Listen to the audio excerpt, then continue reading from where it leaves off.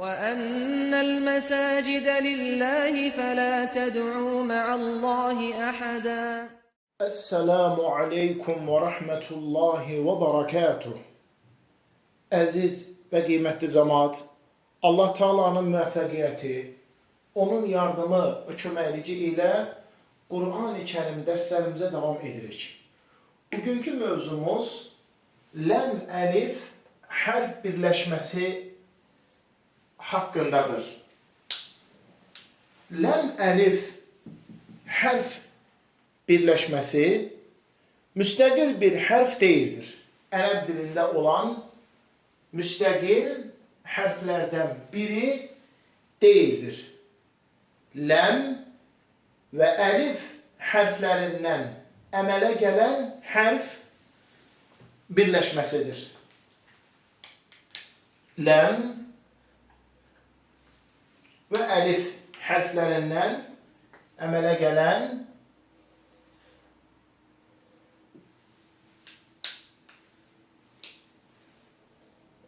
hərf birləşməsi.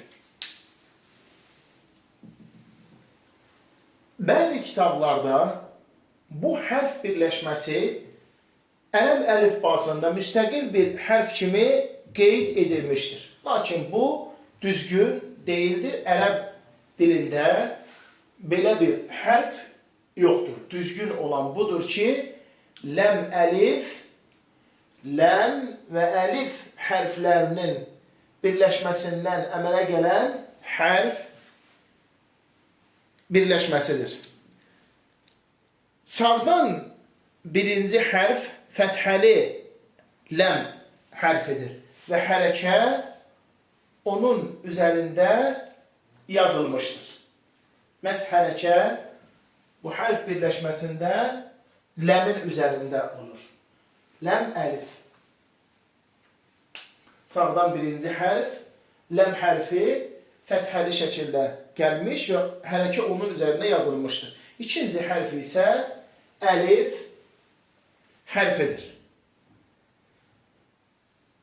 Buna aid Qur'an-ı Kərimdə misallar vardır. Məsələn, İslamun,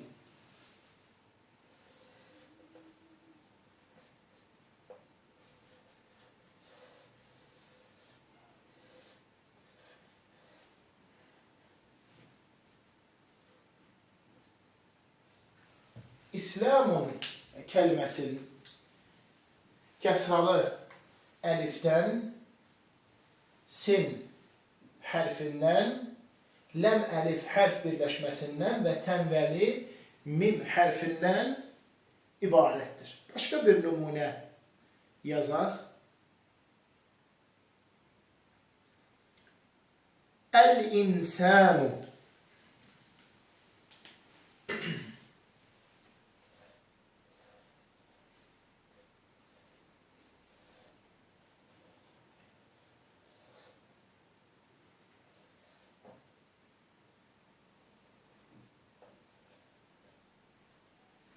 Əl-insanu kəlməsi əlif-ləm hərf birləşməsindən, sonra ləm əlif hərf birləşməsindən olur. Sonra nun hərfi, sonra sin və sonra nun hərfi. Əl-imanu kəlməsi həmçinin içərisində ləm əlif hərf birləşməsi mövcuddur. Bugün biz öyrəndik ki, ləm əlif hərf birləşməsi müstəqil ayrıca bir hərf deyildir. Ləm və əlif hərflərinin birləşməsindən əmələ gələn hərf birləşməsidir. Bu birləşmədə hərəkəli olan ləm hərfidir.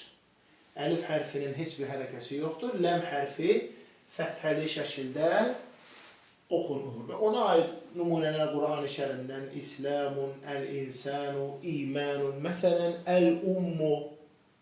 Bunlar ləm əlif hərf birləşməsinə aid olan misallardır.